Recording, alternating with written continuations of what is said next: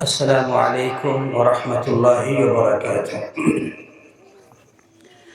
إن الحمد لله نحمده ونستعينه ونستغفره ونعوذ بالله من شرور أنفسنا ومن سيئات أعمالنا. من يهده الله فلا مضل له ومن يضلل فلا هادي له، وأشهد أن لا إله إلا الله وحده لا شريك له، وأشهد أن محمدا عبده ورسوله. يا أيها الذين آمنوا اتقوا الله حق تقاته ولا تموتن إلا وأنتم مسلمون. يا أيها الناس اتقوا ربكم الذي خلقكم من نفس واحدة وخلق منها زوجها وبث منهما رجالا كثيرا ونساء، واتقوا الله الذي تساءلون به والأرحام إن الله كان عليكم رقيبا. يا أيها الذين آمنوا اتقوا الله وقولوا قولا سديدا يصلح لكم أعمالكم ويغفر لكم ذنوبكم، ومن يطع الله ورسوله فقد فاز فوزا عظيما. أما بعد، فإن خير الحديث كتاب الله، وخير الهدي هدي محمد صلى الله عليه وسلم، وشر الأمور محدثاتها، وكل محدثة بدعة، وكل بدعة ضلالة، وكل ضلالة في النار. أعوذ بالله السميع العليم من الشيطان الرجيم من همزه ونفخه ونفسه. بسم الله الرحمن الرحيم. فكلا أخذنا بذنبه فمنهم من أرسلنا عليه حاصبا ومنهم من خسفنا به الأرض ومنهم من أغرقنا وما كان الله ليظلمهم ولكن كانوا أنفسهم يظلمون. معزز محترم باوقار علماء کرام، بزرگوں، نوجوانوں، دوستوں اور ساتھیوں، پردہ نشین ماں اور بہنوں، ہر طرح کی تعریف اس رب ذوالجلال کے لیے ہے جو ہم سب کا خالق و مالک ہے، رازق و مدبر ہے، ساری کائنات کا تنہا اکیلا نظام چلانے والا ہے۔ اس کے بعد بے شمار درود و سلام نازل ہو ہم سب کے آخری نبی محمد رسول اللہ صلی اللہ علیہ وسلم کی ذات گرامی پر، جن کی مختلف کوششوں کے نتیجے میں ہم تک دین اسلام پہنچا۔ محترم بھائیوں، تمہید میں زیادہ وقت نہیں لوں گا۔ میں نے جو آیت پڑھی ہے اس کا ترجمہ مفہوم پہلے بیان کرتا ہوں، پھر انشاءاللہ ہم آگے بڑھتے ہیں۔ میں نے جو آیت پڑھی ہے یہ سورۃ العنکبوت کی آیتیں ہیں۔ اللہ رب العزت نے فرمایا فَكُلًّا أَخَذْنَا بِذَنبِهِ، کہ ہم نے ان میں سے ہر ایک کو ان کے گناہوں کی وجہ سے پکڑ لیا۔ فَمِنْهُمْ مَنْ أَرْسَلْنَا عَلَيْهِ حَاصِبًا، ان میں سے کچھ ایسے تھے جن پر پتھروں کی بارش برسائی گئی۔ وَمِنْهُمْ مَنْ أَخَذَتْهُ الصَّيْحَةُ، ان میں سے کچھ ہیں جنہیں چیخ و پکار کے عذاب نے آ دبوچا۔ وَمِنْهُمْ مَنْ خَسَفْنَا بِهِ الْأَرْضِ، ان میں سے کچھ ہیں جنہیں ہم نے زمین میں دھنسا دیا۔ وَمِنْهُمْ مَنْ أَغْرَقْنَا، اور ان میں سے کچھ ہیں جنہیں ہم نے غرق کر دیا، ڈبو دیا۔ وَمَا كَانَ اللَّهُ لِيَظْلِمَهُمْ وَلَكِنْ كَانُوا أَنفُسَهُمْ يَظْلِمُونَ۔ اور اس بات کو یاد رکھو کہ اللہ تعالیٰ کسی پر ظلم نہیں کرتا ہے، انسان خود اپنے آپ پر ظلم کرنے والا ہوتا ہے۔ محترم ساتھیوں، یہ آیت کریمہ جو میں نے آپ کے سامنے پڑھی اس کا ترجمہ کیا، اس آیت سے پہلے کی جو آیتیں ہیں سورہ عنکبوت کی، اس سے پہلے کی جو آیتیں ہیں، اس میں اللہ رب العزت نے مختلف قوموں کا ذکر کیا۔ قوم نوح کا ذکر ہے، قوم لوط کا ذکر ہے، قوم عاد کا ذکر ہے، قوم سمود کا ذکر ہے، قارون کا ذکر ہے، فرعون کا ذکر ہے۔ ان ساری قوموں کا ذکر کرنے کے بعد اللہ تبارک و تعالی نے کہا فَكُلًّا أَخَذْنَا بِذَنبِهِ، کہ ان میں سے ہر ایک کو ہم نے ان کے گناہوں کی وجہ سے، ان کی نافرمانیوں کی وجہ سے انہیں پکڑ لیا۔ یہ جتنی بھی قومیں گزری جن کا تذکرہ اللہ نے کیا، یہ ساری کی ساری قومیں معذب قومیں ہیں، یعنی یہ وہ قومیں تھیں جن پر اللہ کا عذاب آیا، جن کو دنیا میں تباہ کیا گیا، برباد کیا گیا، قیامت تک آنے والوں کے لیے درس عبرت اور نمونہ بنا دیا گیا، ان سب کا تذکرہ کر کے اللہ تعالیٰ نے کہا کہ ان میں سے ہر ایک کو ہم نے پکڑ لیا اور گرفت کر لی ان کی۔ اور کیسے کیا اللہ نے گرفت، کیسے پکڑا اللہ نے؟ فَمِنْهُمْ مَنْ أَرْسَلْنَا عَلَيْهِ حَاسِبًا، ان میں سے کچھ ایسے تھے جن پر پتھروں کی بارش برسائی گئی۔ قوم لوط کا کیا حال ہوا؟ قوم لوط کو اللہ نے کیسے تباہ کیا؟ اللہ اکبر! ان کی پوری بستی کو، پورے گاؤں کو اللہ تعالیٰ نے ایسے اکھاڑا، زمین سے ایسے اکھاڑا، آسمان کی طرف لے جایا گیا بستی کو، پھر وہاں اس کو ایسے پلٹ دیا گیا، پلٹ کر منہ کے بل زمین پر مارا، اور پھر پتھروں کی بارش اللہ تعالیٰ ان پر برسانے لگا۔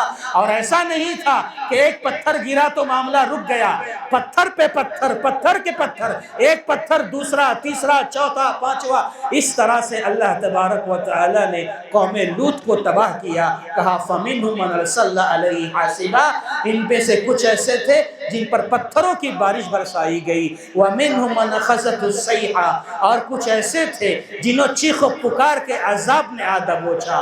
وہ لوگ قوم سمود کے لوگ جو پہاڑوں کو تراشتے تھے، جو بڑے انجینئر تھے، طاقت والے تھے، طویل القامت تھے، بہادر تھے، پہاڑوں کو تراشتے تھے، پہاڑوں کو توڑ کر محلے بنایا کرتے تھے، گھر بناتے تھے۔ اللہ اکبر! اللہ تعالیٰ نے ایسا عذاب بھیجا کہ ایک آواز آئی، ایک چیخ پیدا ہوئی، اور ایسی آواز، ایسی چیخ کہ پورے کے پورے لوگ اس عذاب کی تاب نہ لا سکے اور ہلاک ہو گئے۔ وَمِنْهُمْ مَنْ أَخَذَتْهُ الصَّيْحَةُ، کچھ لوگوں کو اللہ نے چیخ و پکار کے عذاب سے ان کو برباد کر دیا۔ اس کے بعد کہا وَمِنْهُمْ مَنْ خَسَفْنَا بِالْأَرْضِ، کچھ لوگوں کو اللہ نے زمین میں دھسا دیا۔ قارون اپنے تمام اختیارات و کمالات کے ساتھ زمین میں دھساتا دھستا چلا گیا۔ وَمِنْهُمْ مَنْ أَغْرَقْنَا، کچھ لوگوں کو ہم نے غرق کر دیا، اور ان میں سے جیسے اللہ تبارک و تعالی نے فرعون کو غرق کر دیا، قوم نوح کو تباہ کر دیا، اس طریقے سے اللہ رب العالمین نے قوموں کو ہمارے اور آپ کی طرح اس دنیا میں آ کر انہوں نے زندگیاں گزاری ہیں، ہماری طرح وہ بھی اسی زمین پر چلتے رہے ہیں۔ انہی لوگوں کو اللہ تبارک و تعالی نے ان کے گناہوں کی وجہ سے، ان کی نافرمانیوں کی وجہ سے، ان کی بغاوتوں کی وجہ سے، ان کی سرکشی کی وجہ سے اللہ تبارک و تعالی نے ان سب کو تباہ کر دیا، برباد کر دیا۔ اور آگے کہا کہ لوگوں یاد رکھنا، اللہ نے ان کو تباہ کیا تو اس کا یہ مطلب نہیں ہے کہ نعوذ باللہ اللہ ظالم ہے، بلکہ انہوں نے خود اپنے آپ پر ظلم کیا ہے۔ اللہ عذاب بھیجتا ہے، اللہ سزائیں دیتا ہے، تو اس کا مطلب یہ ہوتا ہے کہ بندہ خود سزاؤں کو دعوت دے رہا ہے، اللہ کے عذاب کو دعوت دے رہا ہے، اللہ کسی پر ظلم نہیں کرتا ہے۔ تو میرے بھائی، یہ وہ آیت ہے جو جھجھوڑنے والی ہے، ہمیں بیدار کرنے والی ہے، اور یہ قانون بتا رہی ہے، اللہ کا ایک اصول بتا رہی ہے یہ آیتیں کہ یاد رکھو اللہ تعالیٰ کا یہ قانون ہے، اللہ کا یہ اصول و دستور ہے کہ اس روئے زمین پر جب جب اللہ کی نافرمانی ہوگی، گناہ ہوں گے، معصیت ہوگی، شرک ہوگا، کفر ہوگا، ایسے موقع پر اللہ تبارک و تعالی قوموں کو تباہ کرے گا، برباد کرے گا، اللہ ان کو ذلیل کرے گا، اللہ ان کو رسوا کرے گا، عذاب سے دوچار کرے گا۔ یہ اللہ رب العزت کا ایک سنہرا قانون ہے۔ اس قانون کو اللہ نے بتایا ہے۔ میرے لیے، آپ سب کے لیے یہ نصیحت ہے کہ اللہ کے اس قانون کو سمجھیں کہ اللہ کی زمین پر، اللہ کی زمین پر اگر ہم اللہ کے خلاف جائیں گے، اللہ کے خلاف جائیں گے، اللہ ڈھیل دے گا، تھوڑا موقع ضرور دے گا، لیکن جب پکڑے گا تو ایسی پکڑے گا، پھر مہلت نہیں ملے گی، سنبھلنے کا موقع نہیں ملے گا۔ ان بطش ربک لشدید، کہ تیرے رب کی پکڑ بڑی سخت ہے، اللہ ذرہ برابر مہلت نہیں دے گا۔ تو میرے بھائیوں، آج ہم غور کریں، کیا ہماری زندگیوں میں گناہ ہے کہ نہیں ہے؟ میں ہوں، آپ ہیں، ہم جو زندگی گزار رہے ہیں، کیا ہم گناہ کر رہے نہیں کر رہے ہیں؟ ہم گناہ کر رہے نہیں کر رہے؟ یہ سوال ہے میرے بھائی۔ گناہ کرنے کی وجہ سے اللہ سزا دیتا ہے، اللہ عذاب دیتا ہے۔ ایک بات یاد رکھو، ایک گناہ ہوتا ہے اجتماعی، اس کی سزا بھی ہوگی اجتماعی۔ ایک گناہ ہوگا انفرادی، اس کی سزا بھی ہوگی انفرادی۔ کیا مطلب یہ کہ پوری امت، پوری قوم مل کر کے گناہ کرے گی تو اس کی سزا بھی اللہ تعالیٰ پوری امت کو، پوری قوم کو دے گا۔ اور ایک ایسا گناہ کہ فردن گناہ کریں، میں کروں، آپ کریں، آپ کریں، آپ کریں، آپ کریں، فردن اپنی زندگی میں اگر ہم گناہ کریں گے تو اس پر بھی اللہ تعالیٰ عذاب دے گا۔ اور انفرادی گناہ کا جو عذاب آئے گا، انفرادی گناہ کے جو نقصانات ہوں گے، اس کے جو بھیانک اور برے اثرات مرتب ہوں گے، میں آپ کے سامنے آج مختصر سے وقت میں جو وقت وفا کرے گا اس کی روشنی میں کچھ باتیں کرنا چاہوں گا۔ اجتماعی گناہ، اس کی اجتماعی سزا، اس کا بیان کرنے کا وقت نہیں ہے، لہٰذا میں صرف یہ بتانا چاہوں گا کہ آج ہم لوگ اپنا محاسبہ کریں، ہم مسلمان اپنا جائزہ لے لیں کہ ہماری زندگی میں گناہ ہے کہ نہیں ہے۔ سب سے پہلے گناہ کسے کہتے ہیں؟ گناہ کس چیز کا نام ہے؟ گناہ کسے کہتے ہیں؟ اس کی حقیقت کیا ہے؟ اگر میں آپ سے پوچھوں گناہ کسے کہتے ہیں، آپ کہو گے شرک کرنا گناہ ہے، جھوٹ بولنا گناہ ہے، ماں باپ کی نافرمانی کرنا گناہ ہے۔ آپ ایک لمبی لسٹ گناہوں کی پیش کریں گے۔ یہی سوال کیا گیا پیارے نبی محمد رسول اللہ صلی اللہ علیہ وسلم سے، مل اسم یا رسول اللہ، اے اللہ کے نبی صلی اللہ علیہ وسلم یہ بتلائیے کہ گناہ کسے کہتے ہیں، گناہ کس چیز کا نام ہے؟ نبی صلی اللہ علیہ وسلم نے بڑا پیارا جواب دیا، مختصر سا جواب، مختصر سی تعریف، مگر بڑی جامع تعریف آپ نے گناہ کی بیان فرمائی۔ کیا کہا؟ ما حاک فی صدرک، ما حاک فی صدرک وکریہت ان یطلع علیہ الناس، کہ جب تم کسی کام کو کرنے کے لیے آگے بڑھو تو تمہارے دل میں کھٹک پیدا ہو جائے، بے چینی پیدا ہو جائے، تم سوچنے لگو کروں کہ نہ کروں، کروں کہ نہ کروں۔ جب بھی قدم آگے بڑھاؤ کھٹک پیدا ہو، بے چینی ہو، دل ڈگمگانے لگے کہ ہو کہ نہ ہو، آگے بڑھوں کہ نہ بڑھوں، کروں کہ نہ کروں۔ یہ جب بے چینی پیدا ہو، کہا یہ بے چینی پیدا ہو اور ساتھ ہی ساتھ یہ بھی ذہن میں رہے کہ اگر یہ کام میں کروں تو وہ کرتے ہوئے مجھے کوئی دیکھ نہ لے، میرے اوپر کسی کی نظر نہ پڑے کہ میں یہ کام کر رہا ہوں، سمجھ لو یہی گناہ ہے۔ آج ہمارے ہاتھوں میں موبائل ہے، ہم تنہائی میں موبائل دیکھتے ہیں اور دل میں کہیں نہ کہیں بے چینی رہتی ہے، اور ہم ایسے چھپا چھپا کے دیکھتے ہیں کہ کہیں کوئی دیکھ نہ لے کہ میں موبائل میں کیا دیکھ رہا ہوں۔ میرے بھائی یہی گناہ ہے، یہی گناہ ہے کہ جب بھی کوئی کام کرتے ہوئے آپ کے دل میں بے چینی پیدا ہو جائے، کھٹک پیدا ہو جائے، آپ آگے پیچھے ہونے لگے، کروں کہ نہ کروں، کروں کہ نہ کروں، کوئی دیکھ نہ لے، کسی کی نظر نہ پڑ جائے، یہ سمجھ لینا یہ گناہ ہے، اور اس سے رک جانا یہ پیارے نبی محمد الرسول اللہ صلی اللہ علیہ وسلم کی تعریف ہے، جو آپ نے گناہ کی تعریف بیان فرمائی۔ میرے بھائیوں، گناہ کرنے کی وجہ سے میری آپ کی زندگی پر فردن کیا کیا نقصانات ہوتے ہیں، بہت زیادہ ہیں، بہت زیادہ ہیں۔ امام ابن قیم جوزی رحمۃ اللہ علیہ نے تقریباً 60 سے زیادہ بیان کیے ہیں۔ مجھے نہیں لگتا ہے کہ میں زیادہ بیان کر سکوں گا، مجھے ایک ایک چیز پر کچھ باتیں کرنی ہے، تو شاید ہو سکتا ہے 2-3 نقطوں پر ہی صرف بات ہو سکے گی، لیکن انشاءاللہ یہ بنیادی باتیں ہوں گی، اہم باتیں ہوں گی، جس کا تعلق ہم سب کی آپس کی زندگی سے ہوگا، انشاءاللہ فائدے سے خالی نہیں ہوگا۔ میں آپ کو بتاؤں کہ اگر ہم گناہ کریں گے، اگر ہم اللہ کی نافرمانی کریں گے، اگر ہم اللہ سے بغاوت کریں گے، اگر ہم سرکشی کریں گے، اگر ہم گناہ کریں گے، مطلب ابھی ہمارے شیخ محترم نے ایک بڑا پیارا موضوع بیان کیا، آپسی اختلاف، آپسی رنجشیں۔ یہ کیا سمجھتے ہیں؟ یہ کوئی نیکی کا کام ہے، خیر کا کام ہے؟ نہیں، یہ بھی گناہ ہے۔ آپس کا اختلاف، آپس میں ٹکراؤ، ایک دوسرے کے خلاف ہو جانا، یہ بھی گناہ ہے۔ اور جب گناہ ہوتا ہے تو کیسے کیسے نقصانات ہوتے ہیں۔ شیخ محترم جب بیان کر رہے تھے تو مجھے ایک واقعہ یاد آ رہا تھا، میں آپ کو ضمناً ذکر کر دوں۔ کس موضوع پر؟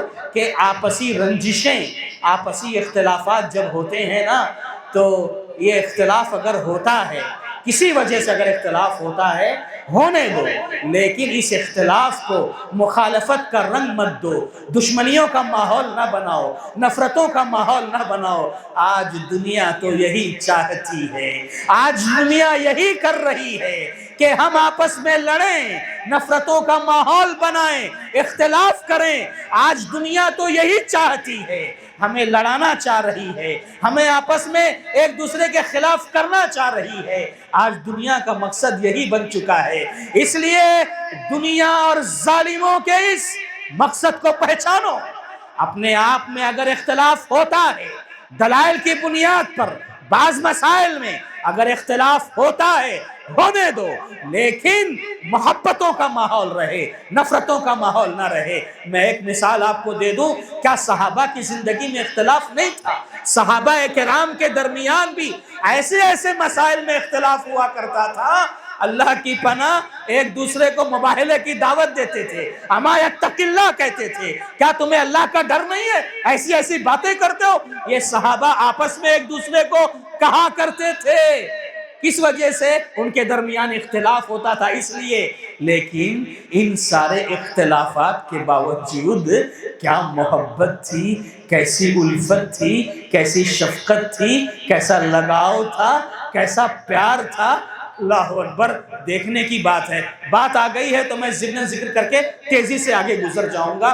زید ابن ثابت رضی اللہ تعالیٰ عنہ ایک صحابی ہیں، عبداللہ ابن عباس رضی اللہ تعالیٰ عنہ بھی صحابی ہیں، لیکن عبداللہ ابن عباس رضی اللہ تعالیٰ عنہ یہ پیارے نبی صلی اللہ علیہ وسلم کے خاندان کے ہیں، آل بیت میں سے ہیں۔ زید ابن ثابت رضی اللہ تعالیٰ عنہ یہ صحابہ میں کبار صحابہ میں سے ہیں، صحابہ میں وہ صحابہ جن کا شمار بڑے علماء میں ہوتا تھا، ان میں سے ہیں زید ابن ثابت رضی اللہ تعالیٰ عنہ۔ تو ایک طرف عبداللہ ابن عباس ہیں، دوسری طرف زید ابن ثابت رضی اللہ تعالیٰ عنہ ہے۔ دونوں میں شدید اختلاف ہے، اور کیسا اختلاف؟ ایک مسئلے میں، دو مسئلے میں اختلاف نہیں، 30 سے زائد مسائل میں ان کے درمیان اختلاف ہے، لیکن دونوں میں محبت کیسی ہے؟ اللہ اکبر، کیسی محبت ہے۔ جب زید ابن ثابت رضی اللہ تعالیٰ عنہ اونٹنی پر سوار ہو کر آتے اور عبداللہ ابن عباس دیکھتے کہ زید اونٹنی پر سوار ہو کر آ رہے ہیں، وہی زید جن سے اختلاف چل رہا ہے، مسائل میں اختلاف ہے، وہی زید آ رہے ہیں، تو عبداللہ ابن عباس آگے بڑھتے، دوڑ کر جاتے، ان کی اونٹنی کی نکیل لگام پکڑتے، ساتھ ساتھ چلنے لگتے، اور جب ان کو زید رضی اللہ تعالیٰ عنہ کو اترنا ہوتا تو اپنے ہاتھوں کا سہارا دیتے اور کہتے کہ آؤ میرے ہاتھوں کا سہارا لے کر اونٹنی سے نیچے اترو۔ تو زید ابن ثابت رضی اللہ تعالیٰ عنہ کہتے تنحا تنحا، دور ہٹیے دور ہٹیے، یہ کیا کر رہے ہیں آپ، ایسا مت کیجئے۔ عبداللہ ابن عباس جواب دیتے ہاکذا امرنا ان نفعل بعلمائنا، ہمیں اس بات کا حکم دیا گیا ہے ہم اپنے علماء کی اسی طرح عزت کیا کریں، اپنے علماء کا اسی طرح احترام کیا کریں۔ اللہ اکبر، اختلاف شدید ہے، لیکن زید آئے ہیں، عبداللہ ابن عباس کا یہ انداز ہے۔ اور ایسے ہی جب کبھی عبداللہ ابن عباس رضی اللہ تعالیٰ عنہ اونٹنی پر سوار ہو کر آتے، زید رضی اللہ تعالیٰ عنہ دیکھتے، یہ آگے بڑھتے، اونٹنی کی نکیل پکڑتے، ساتھ ساتھ چلنے لگتے، پھر یہ بھی اپنا ہاتھ بڑھاتے کہ میرے ہاتھوں کا سہارا لے کر نیچے اتریے۔ تو عبداللہ ابن عباس بھی کہتے تنحا تنحا، دور ہٹیے دور ہٹیے، آپ ایسا کیوں کر رہے ہیں؟ تو وہ جواب دیتے ہاکذا امرنا ان نفعل باہل بیت نبینا صلی اللہ علیہ وسلم، ہمیں اس بات کا حکم دیا گیا ہے کہ آل بیت کے ساتھ، نبی کے خاندان والوں کے ساتھ ہم اسی طرح عزت سے پیش آئیں، ان کا اس طرح احترام کریں۔ میرے بھائی، اختلاف اگر ہوتا ہے تو اس اختلاف کو مخالفت کا رنگ نہ دیا جائے، نفرتوں کا ماحول نہ بنایا جائے، محبتوں سے آپس میں ملا جائے اور محبتوں کی مثال قائم کی جائے۔ آج دنیا نفرتوں کے ماحول میں جھلس رہی ہے، تڑپ رہی ہے، بے چین ہے، نفرتیں، عداوتیں، آج دنیا کے پاس یہ عام ہے۔ آج دنیا کو محبت کی ضرورت ہے، شفقت کی ضرورت ہے، پیار کی ضرورت ہے، اور یہ محبت، یہ شفقت کس کے پاس ہے؟ یہ ہمارے پاس ہے، اسلام کے پاس ہے۔ لہذا میرے بھائیوں، اس سلسلے میں اپنی فکر کرو، اپنے آپ کو پہچانو۔ بہرکیف آئیے میں آپ کے سامنے سرسری طور پر ہی ذکر کر دوں کہ گناہ اگر ہم کریں گے، یاد رکھو یہ آپسی اختلاف بھی گناہ ہے۔ ایک گھر میں جو ماں باپ کی نافرمانی، یہ بھی گناہ ہے۔ بیوی شوہر کی نہیں سنتی، یہ بھی گناہ ہے۔ شوہر بیوی کا احترام نہیں کرتا، یہ بھی گناہ ہے۔ ماں باپ کی عزت نہیں کرتی اولاد، یہ بھی گناہ ہے۔ ایسے بہت سارے گناہ ہیں جو ہم کر رہے ہیں، اور اس گناہ کی وجہ سے کیا کیا نقصانات وجود میں آتے ہیں، میں 2 یا 3 4 نقصان آپ کے سامنے بتاؤں گا۔ سب سے پہلا نقصان سرسری طور پر سن لیجئے، وہ یہ ہے کہ اگر ہم گناہ کریں گے، اللہ کی نافرمانی کریں گے، تو اس کا ایک نقصان یہ ہوگا کہ علم سے محروم ہو جائیں گے۔ علم سے محرومی، حافظے کی کمزوری، یعنی حافظہ جو علم حاصل کرنے کا ایک ذریعہ ہوتا ہے، یہ حافظہ بھی کمزور ہو جاتا ہے گناہ کرنے کی وجہ سے۔ حافظے کی کمزوری کے بہت سارے اسباب ہوتے ہیں، لیکن اہل علم نے، علماء نے بیان کیا کہ حافظے کی کمزوری کا ایک سبب گناہ ہوتا ہے، علم سے محرومی کا سبب گناہ ہوتا ہے۔ گناہ کرنے کی وجہ سے آدمی علم سے محروم ہو جاتا ہے۔ اللہ تعالیٰ نے فرمایا وَاتَّقُوا اللَّهَ وَيُعَلِّمُكُمُ اللَّهُ وَاتَّقُوا اللَّهَ وَيُعَلِّمُكُمُ اللَّهُ۔ اے لوگو، اللہ کا تقوی اختیار کرو، گناہوں سے اپنے آپ کو بچاؤ۔ اللہ تمہیں علم کی دولت سے مالا مال کرے گا، علم کی دولت سے مالا مال کرے گا۔ معلوم ہوا اگر گناہ سے بچو گے علم آئے گا، اگر گناہ کرو گے علم چلا جائے گا۔ میرے بھائیوں، جیسے میں نے کہا حافظے کی کمزوری بھی اسی گناہ کی وجہ سے ہوتی ہے۔ امام شافعی رحمۃ اللہ علیہ بہت بڑے امام گزرے ہیں۔ وہ ایک مرتبہ اپنے استاذ وکی رحمہ اللہ سے کہتے ہیں شکوت الی وکی سوء حفظی فاوصانی الی ترک المعاصی۔ میں نے اپنے استاذ وکی رحمۃ اللہ علیہ سے کہا میرا حافظہ بڑا کمزور ہو چلا ہے، فاوصانی الی ترک المعاصی، تو میرے استاد نے مجھے وصیت کی، کہا شافعی گناہ کے کام کرنا چھوڑ دو، فإن العلم نور من الہی، اس لیے کہ علم جو ہے اللہ کا نور ہے، وَنُورُ اللَّهِ لَا يُعْتَى لِعَاسِي، اور اللہ کا نور کسی گنہگار نافرمان کو نہیں دیا جاتا۔ تو میرے بھائی، یہ بہت بڑی محرومی ہے کہ آدمی گناہ کی وجہ سے علم سے محروم ہو جاتا ہے، یہ بڑا نقصان ہے۔ قرآن کا علم، حدیث کا علم، صحیح کتاب و سنت کا علم، توحید کا علم، یہ ساری چیزوں سے آدمی محروم ہو جاتا ہے اگر گناہ کرتا ہے۔ میرے بھائی، دوسرا نقصان جو گناہ کرنے کی وجہ سے ہوتا ہے، وہ جانتے ہیں کیا ہوتا ہے؟ میں اور آپ اگر گناہ کریں گے نا تو اللہ تعالیٰ نیکیوں کی توفیق چھین لے گا۔ ہم نیکی نہیں کر سکیں گے، عبادت نہیں کر سکیں گے، بندگی نہیں کر سکیں گے۔ ہم کرنا بھی چاہیں گے، ہمارے قدم نیکیوں کی طرف اٹھیں گے، بڑھیں گے، لیکن ہم نیکیوں سے روک دیے جائیں گے۔ ہم لوگ کیا سمجھتے ہیں؟ ہم نماز نہیں پڑھتے، جمعہ پڑھتے ہیں، مسجد میں حاضری نہیں ہے، ہم سمجھتے ہیں سب چلتا ہے۔ لیکن کبھی آپ نے غور کیا ہماری زندگی میں گناہ داخل ہے جس کی وجہ سے اللہ ہمیں محروم کر رہا ہے۔ ہم مسجدوں میں نہیں آ رہے، نمازوں میں نہیں آ رہے۔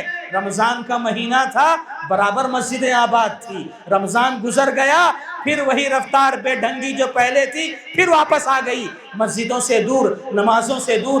میرے بھائی، یہ گناہ ہے جس کی وجہ سے بندہ نیکیوں سے، عبادتوں سے، نمازوں سے، بندگیوں سے دور ہو جاتا ہے۔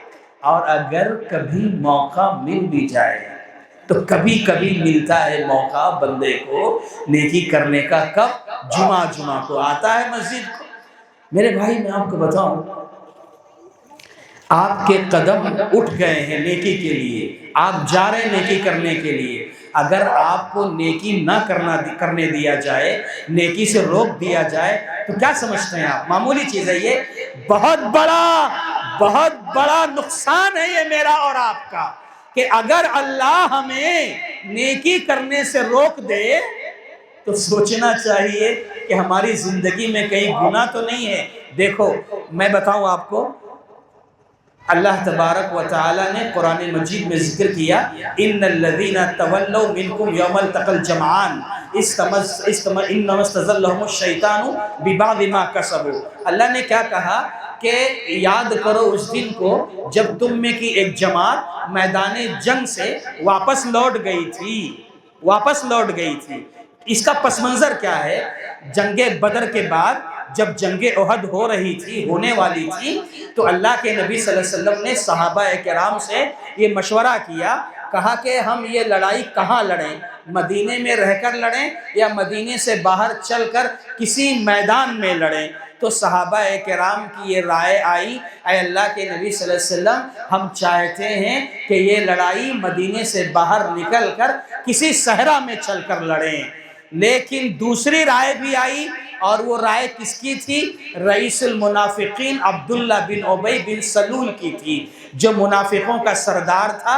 اس کی طرف سے یہ رائے آئی کہ ہم یہ لڑائی مدینے میں ہی رہ کر لڑنا چاہتے ہیں۔ اللہ کے نبی صلی اللہ علیہ وسلم نے صحابہ کرام کی بات مان لی، اور یہ طے ہوا کہ ہم مدینے سے باہر نکل کر میدان احد میں جائیں گے، اور احد کے میدان میں جا کر کے یہ لڑائی لڑیں گے۔ اب یہ اللہ کے نبی صلی اللہ علیہ وسلم نے طے کر لیا، 1000 کا لشکر لے کر آپ صلی اللہ علیہ وسلم احد جا رہے ہیں، میدان احد کی طرف جا رہے ہیں، لشکر 1000 کا ہے، 1000 کی تعداد میں ہے۔ آپ دیکھیں ابھی میدان احد نہیں پہنچے ہیں، راستے میں ہی ہیں۔ رئیس المنافقین عبداللہ بن ابی نے کیا کیا؟ کچھ لوگوں کو بہلایا، پھسلایا، ورغلایا، بہکایا، اور 300 لوگوں کو میدان جنگ سے واپس لے آیا۔ 1000 کا لشکر میدان احد جا رہا تھا، 300 لوگوں کو واپس لے کر آ گیا رئیس المنافقین عبداللہ بن ابی۔ اسی واقعے کی طرف اللہ نے اشارہ کر کے کہا، ان الذین تولوا منکم یوم التقى الجمعان، یاد کرو اس دن کو جب تم میں کی ایک جماعت میدان جنگ سے واپس لوٹ گئی، اور یہ کیوں ہوا؟ انما استزلهم الشیطان ببعض ما کسبوا، شیطان نے انہیں ان کے بعض کرتوتوں، بعض گناہوں کے سبب انہیں لغزش دے دی۔ کیا پتا چلا؟ نیکی کی طرف اٹھنے والے قدم، نیکی کی طرف بڑھنے والے قدم، اور وہ کون سا قدم تھا؟ میدان احد میں جا رہے تھے، اس روئے زمین کی سب سے بڑی نیکی تھی، سب سے عظیم نیکی تھی۔ اس نیکی کو کرنے کے لیے قدم اٹھ چکے تھے، آگے بڑھ چکے تھے، کیا ہو گیا؟ بعض اعمال سامنے آئے اور ان کو جانے نہیں دیا گیا، روک دیا گیا۔ میرے بھائیوں یہ غور کرو، کہیں ایسا تو نہیں ہے کہ ہماری زندگیوں میں بھی گناہ بہت زیادہ ہو گئے اور ہم گناہ کی وجہ سے نیکی نہیں کر پا رہے ہیں، عبادت نہیں کر پا رہے ہیں، بندگی نہیں کر پا رہے ہیں۔ ابھی دیکھیے رمضان کا مہینہ گزرا ہے نا، رمضان کے مہینے میں ہم اور آپ نے الحمدللہ عبادتیں کی ہیں، نیکیاں کی ہیں، بندگی کی ہے۔ رمضان گزر گیا تو کیا عبادتوں سے چھٹی مل گئی؟ کیا نیکیوں سے چھٹی مل گئی؟ نہیں میرے بھائی، اللہ کے نبی محمد رسول اللہ صلی اللہ علیہ وسلم سے کہا گیا تھا، وَاعْبُدْ رَبَّكَ حَتَّى يَأْتِيَكَ الْيَقِينُ، کہ اے نبی آپ کو آپ کی موت آنے تک عبادت کرتی رہنی ہے۔ میرے بھائیوں میں اللہ کے نبی صلی اللہ علیہ وسلم کی ایک مثال دے کر اور ایک نقطے کی وضاحت کر کے بات ختم کروں گا، اور وہ کیا ہے کہ اللہ کے نبی صلی اللہ علیہ وسلم کو کہا گیا کہ موت آنے تک عبادت کرنی ہے آپ کو، موت آنے تک رب کی بندگی کرنی ہے آپ کو، تو اللہ کے نبی صلی اللہ علیہ وسلم کیسی عبادت کیے پتہ ہے آپ کو؟ جانتے ہیں نا، علماء سے سنا ہے نا آپ نے نبی صلی اللہ علیہ وسلم کی عبادت کیسی تھی؟ میں آپ کی وہ عبادتیں جو صحت میں، تندرستی میں کی گئیں اس کا تذکرہ نہیں کر رہا ہوں، میں ان کی بات کر رہا ہوں جو مرض الموت میں اللہ کے نبی تھے، اس وقت کی مثال دینے جا رہا ہوں کہ اللہ کے نبی صلی اللہ علیہ وسلم کے آخری لمحات ہیں، اب دنیا سے جانے کا وقت ہے، ایسی حالت میں آپ کی نماز کا کیا حال ہے یہ ذرا حدیث سن لیجئے، پھر ہمیں احساس کرنا ہے اپنے بارے میں کہ ہم کس طرح سے اللہ کی عبادتوں سے دور ہو رہے ہیں۔ اللہ کے نبی صلی اللہ علیہ وسلم اپنے آخری مرحلے میں بالکل کمزور ہو گئے تھے۔ عائشہ رضی اللہ تعالیٰ عنہ بیان کرتی ہیں کہ اللہ کے نبی صلی اللہ علیہ وسلم بہت زیادہ کمزور ہو گئے، آپ کی طبیعت بوجھل ہو گئی، آپ کی طبیعت بوجھل ہو گئی، آپ بار بار بے ہوش ہو رہے تھے، ایسی حالت تھی اللہ کے نبی صلی اللہ علیہ وسلم کی۔ ایک دن عشاء کی نماز کا وقت تھا، عشاء کی نماز کا وقت تھا، اللہ کے نبی صلی اللہ علیہ وسلم نے پوچھا حل صلی الناس، کیا لوگوں نے نماز پڑھ لی ہے؟ قلنا، عائشہ کہتی ہیں کہ ہم نے کہا لا وہم ینتظرونک یا رسول اللہ، نہیں اللہ کے نبی صلی اللہ علیہ وسلم آپ کا انتظار ہو رہا ہے، پوری جماعت آپ کا انتظار کر رہی ہے، آپ آئیں گے تو نماز پڑھائیں گے۔ اللہ کے نبی صلی اللہ علیہ وسلم نے کہا ذولی ماء فی المخزب، ایک کام کرو میرے لیے ایک ٹب میں پانی بھرو تاکہ میں غسل کر لوں، طبیعت میں تھوڑا بحالی آ جائے، تھوڑا نشاط آ جائے، پھر میں نماز پڑھانے کے لیے جاؤں گا۔ ٹب میں پانی بھرا گیا، اللہ کے نبی صلی اللہ علیہ وسلم نے غسل کر لیا، اور غسل کرنے کے بعد آپ سوچتے ہیں کہ مسجد چلیں، جانے لگے، آپ پھر بے ہوش ہو گئے، آپ پر غشی آ گئی، بے ہوش ہو کر گر پڑے اللہ کے نبی صلی اللہ علیہ وسلم، تھوڑی دیر بے ہوش رہے، پھر ہوش آیا، ہوش آنے کے بعد پھر پوچھتے ہیں حل صلی الناس، کیا لوگوں نے نماز پڑھ لی ہے؟ پھر کہا گیا لا وہم ینتظرونک یا رسول اللہ، نہیں اللہ کے نبی صلی اللہ علیہ وسلم ابھی لوگ آپ کا انتظار کر رہے ہیں۔ اللہ کے نبی صلی اللہ علیہ وسلم نے دوسری مرتبہ کہا ذولی ماء فی المخزب، میرے لیے ٹب میں پانی بھرو، میں ذرا غسل کر لیتا ہوں، پھر پانی رکھا گیا، پھر اللہ کے نبی صلی اللہ علیہ وسلم نے غسل کیا، پھر طبیعت میں تھوڑی بحالی آئی، سوچا اٹھ کر مسجد جاتے ہیں، پھر بے ہوش ہو گئے آپ، پھر غشی آ گئی آپ کو، پھر بے ہوشی کی حالت میں پڑے رہے، پھر تھوڑی دیر کے بعد ہوش آیا، ہوش آنے کے بعد پھر پوچھا حل صلی الناس، کیا لوگوں نے نماز پڑھ لی ہے؟ کیا لوگوں نے نماز پڑھ لی ہے؟ پھر کہا گیا لا وہم ینتظرونک یا رسول اللہ، نہیں اللہ کے نبی صلی اللہ علیہ وسلم ابھی نماز نہیں پڑھی ہے، لوگ آپ کا انتظار کر رہے ہیں کہ آپ آئیں گے تو نماز پڑھائیں گے۔ اللہ کے نبی صلی اللہ علیہ وسلم تیسری مرتبہ کہتے ہیں ذولی ماء فی المخزب، ایک کام کرو پھر پانی رکھو ٹب میں غسل کر لوں۔ اللہ اکبر، میرے بھائیوں، تیسری مرتبہ پانی رکھا گیا، آپ نے غسل کیا، پھر آپ چاہتے ہیں مسجد جائیں، پھر بے ہوش ہو کر گر پڑے۔ آپ سوچو میرے بھائی، اللہ کے نبی صلی اللہ علیہ وسلم کی طبیعت بوجھل ہے، مرض الموت کے لمحات میں ہیں، بار بار غسل کر رہے ہیں، بے ہوش ہو رہے ہیں، غسل کر رہے ہیں، بے ہوش ہو رہے ہیں، کوشش کر رہے ہیں، جستجو کر رہے ہیں، تڑپ رہے ہیں مسجد جانے کے لیے، بے ہوش ہوتے چلے جا رہے ہیں۔ تیسری مرتبہ بھی جب ایسا ہو گیا، جب بیدار ہوئے، ہوش آیا، پھر پوچھا حل صلی الناس، کیا لوگوں نے نماز پڑھ لی ہے؟ پھر وہی جواب، نہیں نماز پڑھی ہے، آپ کا انتظار ہو رہا ہے۔ اللہ کے نبی صلی اللہ علیہ وسلم پھر اس کے بعد کہتے ہیں مرو ابا بکر صلی بالناس، ایک کام کرو ابو بکر سے کہو کہ میرا محراب سنبھال لیں، اب مجھ سے نہیں ہو رہا ہے، اب مجھ میں ہمت نہیں ہے، ابو بکر سے کہو کہ وہ نماز پڑھائیں۔ لہٰذا پھر ابو بکر رضی اللہ تعالیٰ عنہ نماز پڑھانے لگے۔ میرے بھائی دیکھو، اللہ کے نبی صلی اللہ علیہ وسلم کا یہ حال ہے، مرض الموت میں ہے، پھر بھی عبادت، بندگی، نماز کی جستجو، تڑپ، اللہ اکبر کیسی ہے! آپ تڑپ رہے ہیں، بار بار غسل کر رہے ہیں، چہرے پر پانی ڈال رہے ہیں، کہ مسجد جانا ہے، مسجد جانا ہے، مسجد جانا ہے، لیکن آپ بے ہوش ہو کر گر پڑتے ہیں، بار بار گر رہے ہیں۔ میرے بھائیوں، پھر ابو بکر رضی اللہ تعالیٰ عنہ نے نماز پڑھا دی۔ ابو بکر رضی اللہ تعالیٰ عنہ وہاں سے نماز پڑھانے لگے۔ پھر ایک وقت اور آیا نماز کا، ظہر کا وقت تھا غالباً، ابو بکر رضی اللہ تعالیٰ عنہ امامت کرا رہے ہیں۔ اللہ کے نبی صلی اللہ علیہ وسلم کی طبیعت تھوڑی سی ہلکی ہوئی، آپ نے کہا مجھے مسجد جانا ہے۔ تو ایک طرف عباس رضی اللہ تعالیٰ عنہ، ایک طرف علی رضی اللہ تعالیٰ عنہ، دونوں نے آپ کو اٹھایا۔ نبی سے اٹھا نہیں جا رہا ہے، چلا نہیں جا رہا ہے، آپ دو صحابہ کے سہارے مسجد جا رہے ہیں، اور اس حالت میں جا رہے ہیں کہ آپ کا پیر زمین سے گھسل رہا ہے۔ دونوں صحابی پکڑ کر لے کے جا رہے ہیں۔ جب مسجد پہنچے ہیں تو ابو بکر نماز شروع کر چکے تھے، امامت جاری ہو چکی تھی۔ اللہ کے نبی صلی اللہ علیہ وسلم ابو بکر رضی اللہ تعالیٰ عنہ کے بائیں جانب ایسے آ کر بیٹھ گئے کہ اللہ کے نبی امامت کرانے لگے، اور ابو بکر اللہ کے نبی صلی اللہ علیہ وسلم کو دیکھ کر نماز پڑھنے لگے۔ یعنی گویا ابو بکر کے امام اللہ کے نبی صلی اللہ علیہ وسلم بن گئے، اور ابو بکر کھڑے ہو کر نماز پڑھ رہے ہیں۔ ابو بکر کو دیکھ کر سارے صحابہ نماز پڑھ رہے ہیں۔ ابو بکر کے امام نبی بن گئے اور لوگوں کے امام ابو بکر بن گئے۔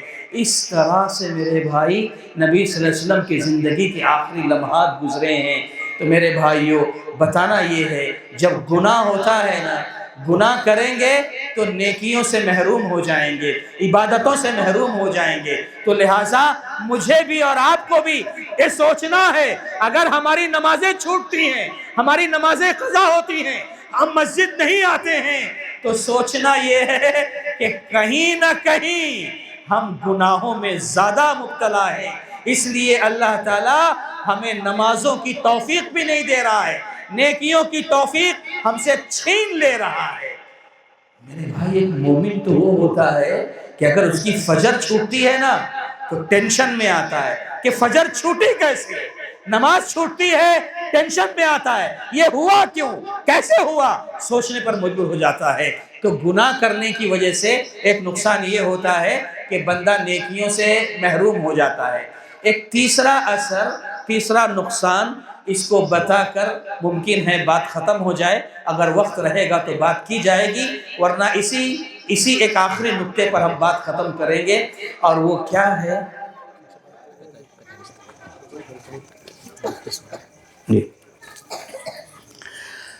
تیسرا نقطہ یہ ہے کہ اگر کبھی کبھار نیکیوں کی توفیق مل جائے، اس کو ذرا سمجھنا آپ، یہ بہت اہم بات ہے جو بتانے جا رہا ہوں، کہ ایک تو ہم علم سے محروم، عبادتوں سے محروم، اگر کبھی ہمیں نیکیوں کی، عبادتوں کی توفیق مل بھی جائے، جیسے جمعہ آ گئے، تو یاد رکھو نیکی کرنے کی جو لذت ہے، نیکی کرتے ہوئے، عبادت کرتے ہوئے جو مزہ آتا ہے، جو لذت ملنی چاہیے، وہ لذت چھین لی جاتی ہے۔ وہ مزہ جو بندگی میں ہے، وہ مزہ نہیں آتا۔ بس آئے، اٹھے، بیٹھے، چلے گئے، کس کے سامنے کھڑے ہیں، کس کے سامنے جھک رہے ہیں، مزہ آ رہا ہے، کچھ نہیں۔ تو گناہ کی وجہ سے ایک نقصان یہ ہوتا ہے کہ نیکیوں کی لذت یہ چھین لی جاتی ہے۔ آپ دیکھو، موسیٰ علیہ السلام سے اللہ رب العالمین نے سوال کیا تھا، وَمَا تِلْكَ بِيَمِينِكَ يَا مُوسَىٰ، اے موسیٰ تمہارے ہاتھ میں کیا ہے؟ موسیٰ علیہ السلام سے سوال ہوا، وَمَا تِلْكَ بِيَمِينِكَ يَا مُوسَىٰ، اے موسیٰ تمہارے ہاتھ میں کیا ہے؟ موسیٰ علیہ السلام نے جواب دیا، کیا جواب دیا؟ ہِیَ عَصَائی أَتَوَكَّأُ عَلَيْهَا، वअउश बी अला गनमी वलिया फीहा मारिब उखरा। ऐ अल्लाह मेरे हाथ में ये लाठी है, मैं इस लाठी पर टेक भी लगाता हूँ, इस लाठी से दरख्त के पत्ते तोड़ता हूँ, ये पत्ते मेरे बकरियों के काम आते हैं। वलिया फीहा मारिब उखरा, और ऐ अल्लाह इस लाठी से मैं बहुत सारे काम ले लेता हूँ। मुफस्सिरीन किराम यहाँ पर एक प्यारा नुक्ता बयान करते हुए कहते हैं कि लोगों देखो, अल्लाह का सवाल तो सिर्फ इतना था कि मूसा हाथ में क्या है। अल्लाह ने क्या पूछा था? इतना पूछा था बस कि मूसा तुम्हारे हाथ में क्या है। अगर मूसा अलैहिस्सलाम जवाब में ये कह देते अल्लाह मेरे हाथ में लाठी है, जवाब मुकम्मल था नहीं था। सवाल है हाथ में क्या है, अल्लाह लाठी है, सवाल जवाब दोनों मुकम्मल।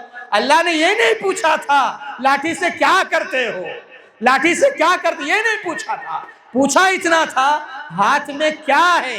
अगर मूसा अलैहिस्सलाम कहकर खामोश हो जाते अल्लाह लाठी है, जवाब मुकम्मल था। लेकिन मूसा अलैहिस्सलाम ने जवाब को यहाँ पर ख़त्म नहीं किया, लंबा कर रहे हैं, तूल दे रहे हैं। अल्लाह टेक भी लगाता हूँ, दरख्त के पत्ते भी तोड़ता हूँ, वो पत्ते जब मिलते हैं बकरियों के काम आते हैं। अल्लाह इससे बहुत सारे काम लिया करता हूँ।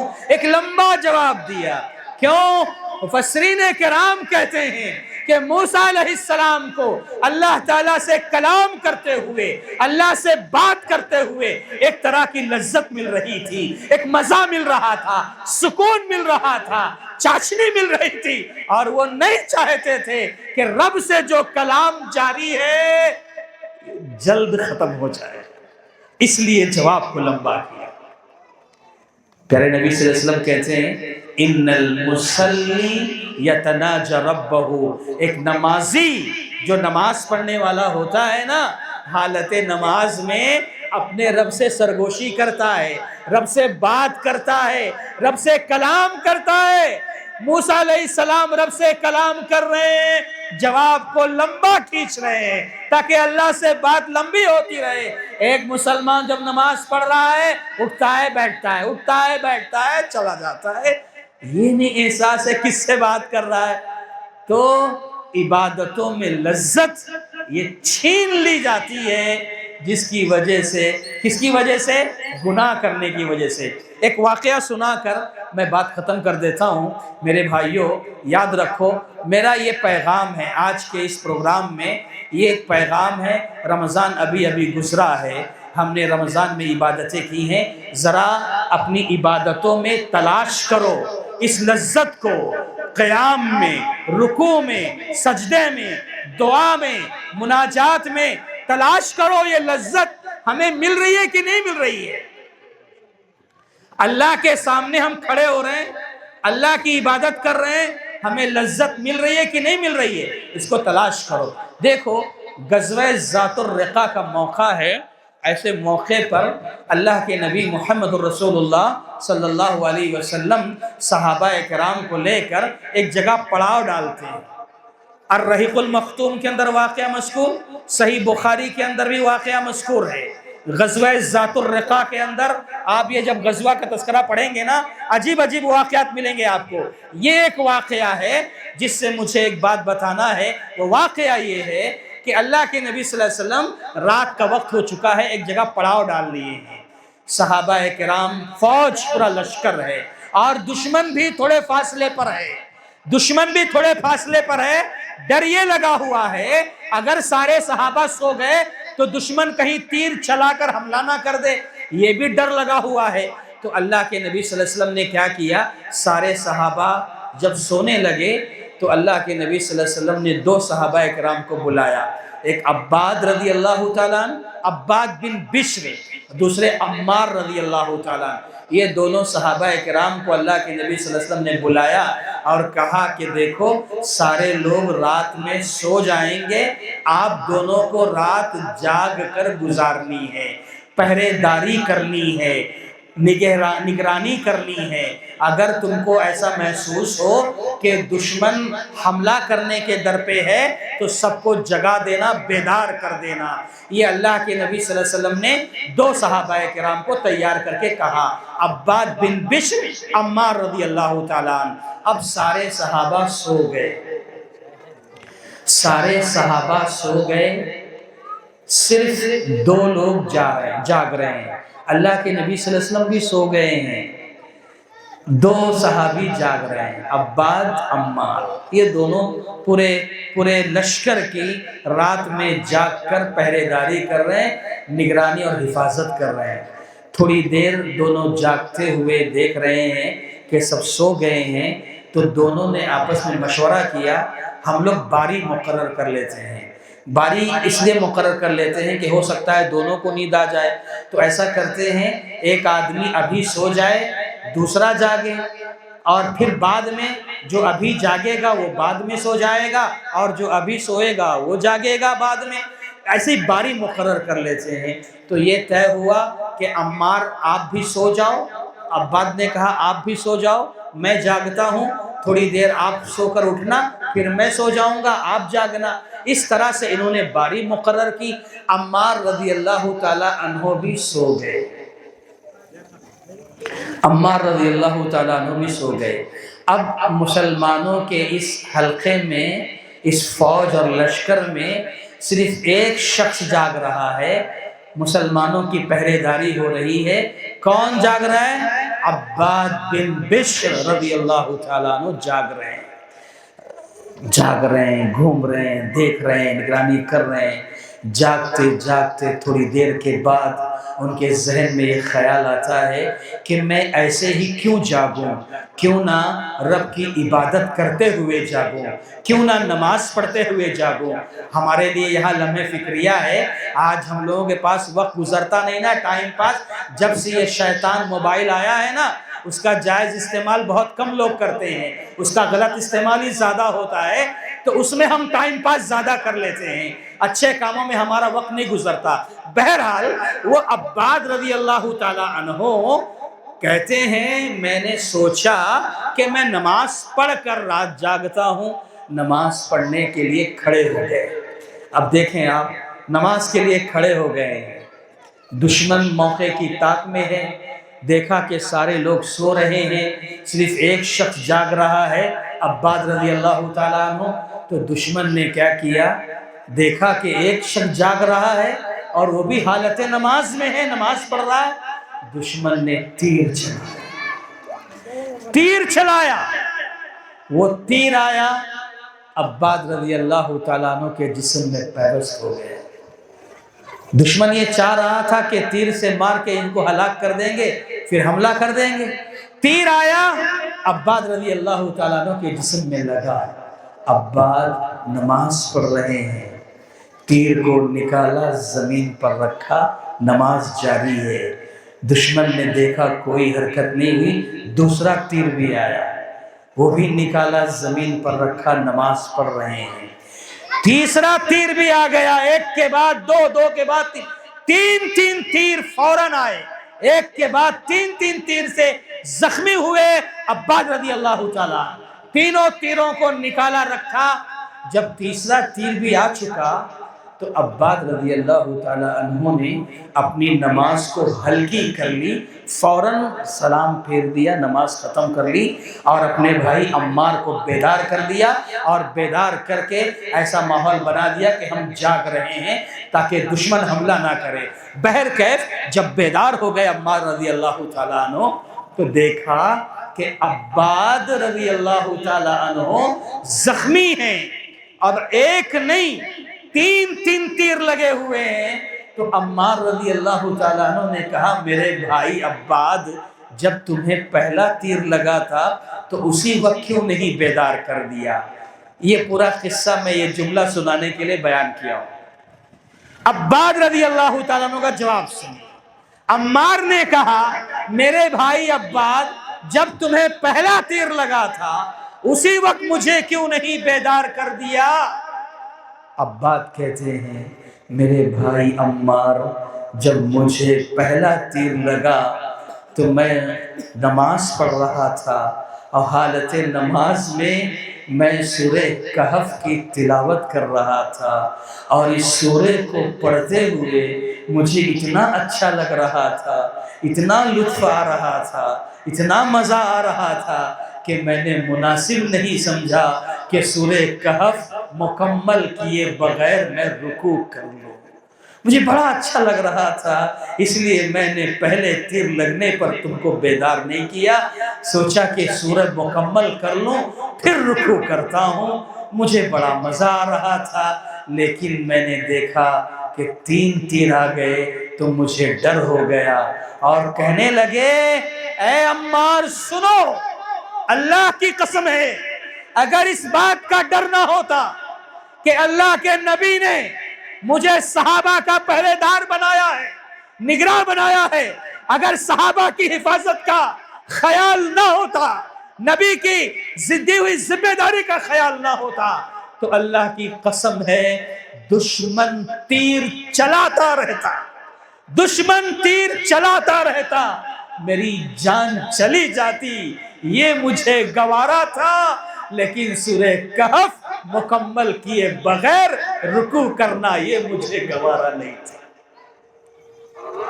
یہ بات میں کوئی وہ قصے کہانیوں کی باتیں نہیں کر رہا ہوں جو یہاں وہاں کی سنی جاتی ہیں، ایسے قصے واقعات ہمارے صحابہ کی زندگیوں میں ہیں۔ تو میں یہ پیغام دینا چاہتا ہوں میرے بھائی کہ اگر ہم گناہ کریں گے نا تو ہم نیکی کی لذت سے محروم کر دیے جائیں گے۔ ہم نماز پڑھیں گے، رکوع کریں گے، قیام کریں گے، سجدہ کریں گے، دعا کریں گے، لیکن مزہ نہیں آئے گا، سکون نہیں ملے گا، لذت نہیں ملے گی، اٹھیں گے بیٹھیں گے چلے جائیں گے، اٹھیں گے بیٹھیں گے چلے جائیں گے۔ جو لذت، جو مزہ ملنا چاہیے رب کی بندگی میں، اس لذت سے ہم محروم کر دیے جائیں گے اگر ہم گناہ میں مبتلا ہو جائیں گے۔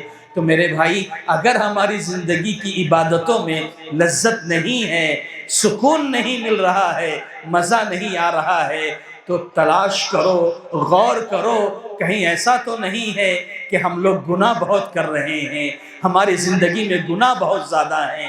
اب گناہ کیا ہے میں نے اس کی وضاحت بھی کر دی ہے، بہرکیف فضا بھی ہونے لگی ہے، اور میں اپنی گفتگو کو یہیں پر ختم کرتے ہوئے اللہ سے دعا کرتا ہوں کہ اللہ رب العزت ہم سب کو گناہوں سے محفوظ رکھے، اللہ ہماری گناہوں سے حفاظت فرمائے، اللہ ہمیں نیکیوں کی توفیق نصیب فرما، اور ساتھ ہی ساتھ اللہ نیکیوں کی جو لذت ہم سے چھینی جا رہی ہے، اللہ اس لذت کا ہم سوال کر رہے ہیں، وہ سکون، وہ لذت، وہ مزہ بندگی کا جو ہمیں ملنا چاہیے نہیں مل رہا ہے، اے اللہ تو وہ نصیب فرما دے۔